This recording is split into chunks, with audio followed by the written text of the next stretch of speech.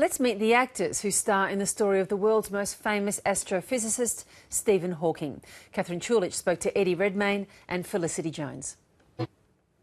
Hello. Hello. Science. Arts. I'm a cosmologist. What's that? I study the marriage of space and time. The perfect couple. Never knows from where the next great leap forward is going to come, or from whom. What if I reverse time to see what happened at the beginning of time itself? Playing Stephen Hawking is an incredible role. Congratulations. Oh, thank you.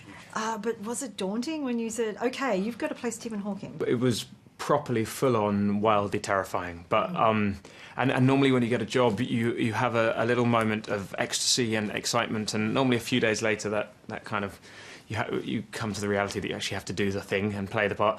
But this time it lasted about a millisecond. So it was a millisecond of euphoria followed by months of fear. Because, I mean, there's such a physical transformation because we really see the degeneration physically of Stephen Hawking's. But as an actor, how do you portray that? How do you do that? I mean, I spent a few months going to an ALS, a motor neuron disease clinic in London, and I was privileged enough to meet people suffering from the disease and to speak to specialists there and trying to chart what Stephen's decline, physical decline was. But I tried to do all of that work first because when you meet Stephen, he is the most funny, sort of witty, optimistic man, and his disease has nothing to do with that. And that's what our story is.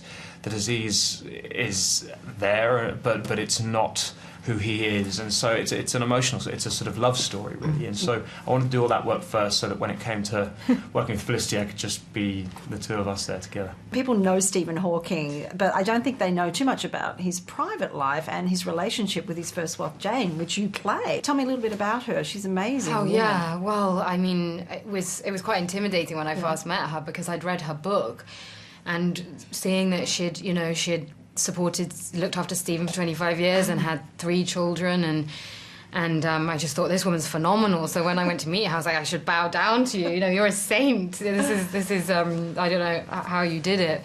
And then when I met her, she opened the door and she was this really lovely, quite petite, very friendly, open woman. And from talking to her, I realised, actually, because so much of when you're playing a real person, you want to absorb their without sounding too actory, you want to absorb their essence, you know. And I realised that underneath her quite sort of petite exterior, there was a very, very strong-willed woman in there. Yeah. Now, Stephen Hawking did come on set.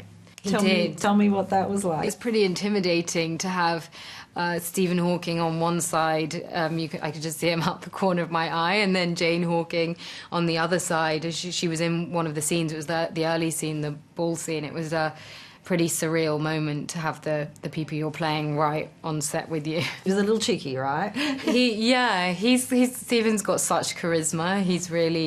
He really is a rock star, and I definitely knew he was a rock star when he had been watching the scene, and sort of we were all waiting with bated breath, you know, to see what he thought. Hope that he didn't find that it was awful. And he just wrote, would you please ask Felicity to give me a kiss? But I love him, and he loves me. We're going to fight this illness together.